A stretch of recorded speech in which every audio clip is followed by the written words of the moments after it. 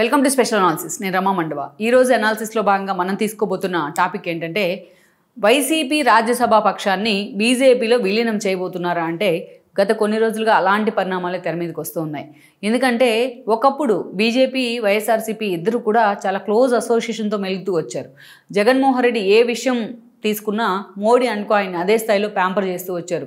ఒక అమిత్ షా కావచ్చు, మోడీ కావచ్చు, బీజేపీ పెద్దలు కావచ్చు, జగన్మోహన్ రెడ్డిని ఆ స్థాయిలో ఆయన ఆర్థిక వ్యవస్థని అతలాకుతలం చేసిన, ఏపీలో వివిధ ఆంధ్రప్రదేశ్ని నట్టేట్లో ముంచిన, పోలవరం దగ్గర నుంచి రైల్వే జోన్ దాకా అన్నిటినీ గాలికి వదిలేసిన, ప్రత్యేక హోదా లాంటివి అడగకపోయినా బట్ జగన్మోహన్ రెడ్డిని మాత్రం అదే స్థాయిలో వాళ్ళు ఓన్ చేసుకున్నారు. బట్ జగన్మోహన్ రెడ్డి కూడా అంతే వాళ్ళని గౌరవిస్తూ వచ్చారు. అటు మోడీ సర్కార్ ఏదైనా పార్లమెంట్లో బిల్లు పెడతాం ఆలస్యం, అదే స్థాయిలో జగన్మోహన్ రెడ్డి బీజేపీ ఎంపీల కంటే ముందే వీళ్ళు మద్దతు ఇచ్చేవాళ్ళు. మోడీని ఎవరైనా ఒక మాట అంటే అందరికన్నా ముందే జగన్మోహన్ రెడ్డి అని టీం దాన్ని ఖండించేవాళ్ళు. ఇదంతా కూడా విజయసాయి రెడ్డి లాంటి వాళ్ళ దగ్గర నుంచి చూసుకుంటూ లైజనింగ్ చేస్తూ వచ్చారు. 2019 ఎన్నికల కంటే ముందు ఎన్డీఏతో ఆల్రెడీ టీడీపీ అప్పుడు పొత్తులు పెట్టుకుని ఉంది. పవన్ కళ్యాణ్ కూడా వాళ్ళతో కలిసి ఉన్నారు. విభజన హామీల వేదికగా ఏదైతే వాళ్ళ మధ్య డిఫరెన్సెస్ రావడం, ఒకరిపైన ఒకరు విమర్శలు చేసుకోవడం, విడిపోవడం జరిగింది. అది అందరికీ తెలుసు. ఆ తర్వాత ఆ వ్యాక్యూమ్లో, ఆ గ్యాప్లో వైఎస్ఆర్సీపీ రావడంలో సక్సెస్ అయింది. విజయసాయి రెడ్డి లాంటి వాళ్ళు లైజనింగ్ చేయగలుగున్నారు. ఎప్పుడైతే ఇక కేసీఆర్ 2018 ఎన్నికల్లో కాంగ్రెస్తో చేతులు కలిపి చంద్రబాబు నాయుడు తెలంగాణలో పోటీ చేయడానికి కూడా కేసీఆర్ తీవ్రంగా వ్యతిరేకించారు. ఆయన అసలు అదొక అస్త్రంగా మార్చుకున్నారు, ఒక సెంటిమెంట్ అస్త్రంగా ఆ ఎన్నికల్లో. అలాంటి సందర్భంలో టీఆర్ఎస్ గెలిచిన తర్వాత తెలంగాణలో అప్పటి నుంచి కూడా రిటర్న్ గిఫ్ట్ పేరుతో ఆయన హడావిడి చేశారు. అటు జగన్మోహన్ రెడ్డితో కూడా చేతులు కలిపారు. చంద్రబాబు నాయుడికి వ్యతిరేకంగా తన క్యాబినెట్లో ఉన్న సగం మంత్రివర్గాన్ని ఏపీకి పంపించి ప్రచారం చేయించారు. ఇక్కడ మనం చూసినట్లయితే పూర్తి స్థాయిలో ఇక్కడ అటు కేసీఆర్, ఇటు జగన్ బీజేపీ అండర్లో వాళ్ళు పనిచేస్తూ జగన్మోహన్ రెడ్డి 151 సీట్లు రావడంతో వాళ్ళు ఆ స్థాయిలో ఎఫర్ట్ పెట్టారనేది అందరికీ తెలుసు. కేసీఆర్ పాత్ర, బీజేపీ పాత్ర జగన్ వెనుక ఉందనేది కూడా అందరికీ తెలుసు. అలాంటి సిచ్యువేషన్ నుంచి జగన్మోహన్ రెడ్డి ఆ స్థాయిలో సీఎం అయి ఉన్నారు, అంత థమ్మింగ్ మెజారిటీతోని. ఇక వన్స్ సీఎం అయిన తర్వాత మనం ఆల్రెడీ చెప్పుకున్నట్టు అనేక రకాలుగా జగన్మోహన్ రెడ్డిని బీజేపీ పెద్దలు ప్యాంపర్ చేస్తూ వచ్చారు. 5 ఏళ్ల పాటు జగన్మోహన్ రెడ్డి ఒక వికృత క్రీడను నడిపించిన రాష్ట్రం వేదికగా పరిపాలన పేరుతో అదే స్థాయిలో ఆయన బీజేపీ ఓన్ చేసుకుంటూ వచ్చింది. ఎక్కడా జగన్మోహన్ రెడ్డిని వారించిన పరిస్థితి కూడా లేదు. ఒక చిన్న ఎగ్జాంపుల్ ఏంటంటే ఆయన రివర్స్ టెండరింగ్ పేరుతో హడావిడి చేశారు, రాష్ట్రం పరువు తీసే ప్రయత్నం చేశారు కొన్ని విషయాల్లో. Especially PPL power purchases agreements విషయంలో కూడా వాటిని ఆయన చంద్రబాబు నాయుడు హయాంలో చేసుకున్న అగ్రిమెంట్స్ని ఆయన డెనే చేయడం వల్ల అనేక రకాలుగా రాష్ట్రం పరువు పోయిన పరిస్థితి, కేంద్రం పరువు కూడా పోయిన పరిస్థితి ఈ విషయంలో. కానీ ఎక్కడ బీజేపీ పెద్దలు ఆయన వార్న్ చేసే ప్రయత్నం అయితే చేయలేదు. ఇక అదలా ఉంచితే అనేక రకాలుగా జగన్మోహన్ రెడ్డి ఇబ్బంది పెట్టే ప్రయత్నం చేసినా బట్ బీజేపీ పెద్దలు మాత్రం నిమ్మకు నీరెత్తినట్టే ఉండిపోయారు. ఈ విషయంలో బీజేపీ మీద ఇప్పటికీ విమర్శ ఉంది. ఇక అక్కడి నుంచి మనం చూస్తే మొన్నటి ఎన్నికల్లో ఇక ఎప్పుడైతే చంద్రబాబు నాయుడిని ఆయన పార్టీని అదే స్థాయిలో జగన్మోహన్ రెడ్డి ఒక వెండట్టా పాలిటిక్స్తో టార్గెట్ చేస్తూ వచ్చారో దాని జనసేన ముందుగా ఆయనతో కలవడం జరిగింది పవన్ కళ్యాణ్ రూపంలో. పవన్ కళ్యాణే బీజేపీతో పొత్తుల కోసం ఒప్పించారు, ఒక కూటమిగా ఏర్పడ్డారు, కొంతమంది కొన్ని సీట్లు కూడా త్యాగం చేశారు. కూటమి ప్రభుత్వం ఏర్పడింది. ఈరోజు జగన్మోహన్ రెడ్డికి 11 సీట్లకే ఆయన పరిమితమయ్యారు. కనీసం ప్రతిపక్ష హోదా కూడా రాని సిచ్యువేషన్ ఈరోజు జగన్మోహన్ రెడ్డికి ఉంది. ఇక ఎప్పుడైతే చంద్రబాబు నాయుడు అవసరం ఈరోజు బీజేపీకి ఉందో జగన్మోహన్ రెడ్డిని దూరం పెడుతూ వచ్చారు ఆ పార్టీ పెద్దలంతా కూడా, బీజేపీ పెద్దలు. ఎందుకంటే ఈరోజు నితీష్ అండ్ చంద్రబాబు నాయుడు వల్లే ఈరోజు పూర్తి స్థాయిలో మోడీ పీఎంగా ఉన్నారు, ఎన్డీఏ 3 ఏర్పాటైంది. ఈరోజు నితీష్ గోడ మీద పిల్లిలా వ్యవహరిస్తూ ఉన్నారు. ఇలాంటి సందర్భంలో చంద్రబాబు నాయుడు అవసరం బీజేపీకి ఉంది. అందుకే చంద్రబాబు నాయుడు మాత్రం డే 1 నుంచి ఎన్డీఏతో కలిసి పోటీ చేశాం కాబట్టి నా మద్దతు ఎన్డీఏకే అంటూ కూడా చాలా క్లారిటీగా చెప్పారు. ఇండియా కూటమి నుంచి ఆయనకి ఆఫర్ వచ్చినా బట్ అటువైపు కూడా చూసే ప్రయత్నం చేయలేదు. చాలా క్రెడిబిలిటీ మెయింటైన్ చేశారు ఈ విషయంలో. బట్ ఇక్కడే మనం చూసినట్లయితే అందుకే బీజేపీ పెద్దలు కూడా అంతే జాగ్రత్తగా ఏపీని చూసుకునే ప్రయత్నం చేస్తున్నారు. చంద్రబాబు నాయుడు అడగడం ఆలస్యం ఈ రోజున పోలవరం నిర్వాసితులకు అకౌంట్లో డబ్బులు పడతాం దగ్గర నుంచి, రైల్వే జోన్ శంకుస్థాపనల దగ్గర నుంచి, ఇక అనేక అమరావతికి నిధులు, ప్రత్యేక నిధుల దగ్గర నుంచి కేంద్రం ఆ స్థాయిలో ఏపీ మీద ఫోకస్ పెట్టింది. రాష్ట్ర విభజనలో తన హ్యాండ్ కూడా ఉంది అన్న అంశం విషయంలో తన మీద ఉన్న మచ్చను బీజేపీ ఇప్పుడిప్పుడే తొలగించుకునే ప్రయత్నం అయితే చేస్తూ ఉంది. ఇక ఆ క్రమంలోనే ఎప్పుడైతే చంద్రబాబు నాయుడు కూటమిలో ఎన్డీఏ కూటమిలో కీలక భాగస్వామిగా ఉన్నారో ఈరోజు అందుకే జగన్మోహన్ రెడ్డిని వాళ్ళు దూరం చేస్తూ ఉన్నారు. దూరం చేయటమే కాదు, ఈరోజు వరుస పెట్టి కూటమి ప్రభుత్వం ఏర్పడిన తర్వాత ఏపీలో అండ్ దెన్ ఎన్డీఏ ఫామ్ అయిన తర్వాత కేంద్రంలో వరుస పెట్టి వైఎస్ఆర్సీపీ రాజ్యసభ సభ్యులంతా కూడా బీజేపీలోకి వెళ్తూ ఉన్నారు. ఇక టీడీపీలోకి వెళ్ళున్నారు, బీజేపీలోకి వెళ్ళున్నారు. ఇక మిగిలి ఉన్న వాళ్ళని కూడా పూర్తి స్థాయిలో తమ పార్టీలో చేర్చుకోవాలని కూడా బీజేపీ ఆలోచన చేస్తుంది. గతంలో చాలాసార్లు ఇలాంటి ప్రయత్నాలు జరిగాయి బీజేపీ నుంచి పలు రాష్ట్రాల్లో కూడా. ఇక్కడ చూసినట్లయితే ముందుగా మనం ఒక బీసీ కృష్ణయ్య రాజీనామా చేశారు తెలంగాణ నుంచి.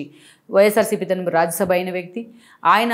ఈ రోజున బీజేపీ కోటాలోకి ఆ పదవి వెళ్ళడం జరిగింది. బీజేపీలో కూడా జాయిన్ అయ్యి మళ్ళీ రాజ్యసభ తెచ్చుకున్నారు. బీదా మస్తాన్ ఈరోజు టీడీపీలో చేరారు, రాజ్యసభకు రాజీనామా చేసి ఆయనకు మళ్ళీ టీడీపీ అదే పదవి ఇవ్వడం జరిగింది. మరోవైపు మోపిదేవి వెంకటరమణ లాంటి వాళ్ళు కూడా టీడీపీ కోసం తన రాజ్యసభ సభ్యత్వాన్ని త్యాగం చేస్తే సానా సతీష్ జనసేన నుంచి వచ్చి టీడీపీలో చేరి ఆ పదవి తీసుకున్నారు. ఈ రోజున ఎన్ని విమర్శలు వస్తున్నా ఆయనకే ఆ పదవి టీడీపీ కట్టబెట్టింది. ఇక ఆ ముగ్గురుతో ఆగుతుంది, దానికి ఫుల్ స్టాప్ పడుతుంది అని అందరూ అనుకుంటున్న సమయంలో ఈరోజు పార్టీలో నెంబర్ 2గా, ప్రభుత్వంలో మొన్నటి వరకు నెంబర్ 2గా ఉన్న విజయసాయిరెడ్డి ఈరోజు ఆ పార్టీకి రిజైన్ చేయడం జరిగింది. రిజైన్తో పాటు తన రాజ్యసభ సభ్యత్వాన్ని కూడా వదులుకున్నారైనా. రేపో మాపో బీజేపీలో చేరి గవర్నర్ పదవి తీసుకునేందుకు కూడా ఆయన సిద్ధమవుతున్నారు. సో 4 ఎంపీలు అలా వెళ్ళడం జరిగింది వైఎస్ఆర్సీపీ వైపు నుంచి టీడీపీ బీజేపీలోకి. సో అది టీడీపీలోకి వెళ్ళినా జనసేనలోకి వెళ్ళినా ఈరోజు బీజేపీ ఖాతాలోకి వెళ్ళినట్టు. ఎందుకంటే కూటమి ప్రభుత్వం ఉంది కాబట్టి కేంద్రంలో వాళ్ళ అంతటి సయోధ్య ఉంది వాళ్ళ మధ్య. ఇక్కడ మనం చూసుకుంటే జగన్మోహన్ రెడ్డి యాక్చువల్గా ఎన్నికలకు ముందు దాదాపు 12 మంది ఉన్నారు ఎంపీలు. సరే, ఎన్నికలకు ముందు వేమిరెడ్డి లాంటి వాళ్ళు ఆ పార్టీకి రాజీనామా చేసి రాజ్యసభ సభ్యత్వాన్ని కూడా రాజీనామా చేసి వెళ్ళిపోవడం జరిగింది. ఇక మిగిలిన వాళ్ళంతా కూడా 11 మంది ఉన్నారు. ఆ 11 మందిలో విజయసాయిరెడ్డితో సహా ఇప్పుడు దాకా మనం చెప్పుకున్న 4 వెళ్ళిపోవడం జరిగింది. సో 4 వెళ్ళిపోతే ఇంకా 7 ఉన్నారు ఎంపీలు. ఆ 7 కూడా రేపో మాపో వైఎస్ఆర్సీపీని వేయడం ఖాయమన్న ప్రచారం జరుగుతోంది. ఎందుకంటే ఇక్కడ 7లో మనం చూస్తే ముందుగా అయోధ్య రామిరెడ్డి గురించి చెప్పుకోవాలి. విజయసాయిరెడ్డి ఎప్పుడైతే పార్టీని వీడారో ఆయన కూడా వెళ్ళిపోవడం ఖాయమన్న ప్రచారం జరిగింది. పాపం ఆయన మీడియా ముందుకు వచ్చి దాన్ని ఖండించే ప్రయత్నం చేసినా ఆయనకు సంబంధించిన ప్రచారం అయితే కూడా ఎక్కడ ఆగట్లేదు. ఆయన కూడా బీజేపీలోకి వెళ్తారు రేపో మాపో అన్న ప్రచారం చాలా సీరియస్గా జాతీయ స్థాయిలో కూడా జరుగుతోంది, ఢిల్లీ పొలిటికల్ సర్కిట్స్లో కూడా. మరోవైపు చూస్తే నిరంజన్ రెడ్డి జగన్మోహన్ రెడ్డికి అంత ఆబ్లిగేషన్ ఏమీ లేదు. బట్ ఆయన కేసులో కీలకంగా ఉన్నారు కాబట్టి జగన్మోహన్ రెడ్డి ఆయనకు తెలంగాణ కోటాలో కూడా నిరంజన్ రెడ్డికి ఇవ్వడం జరిగింది. అటు టీఆర్ఎస్తో కూడా ఆయనకు సత్సంబంధాలే ఉన్నాయి. ఇటీవలే బన్నీ కేసును కూడా ఆయనే వాదించిన విషయం అందరికీ తెలుసు.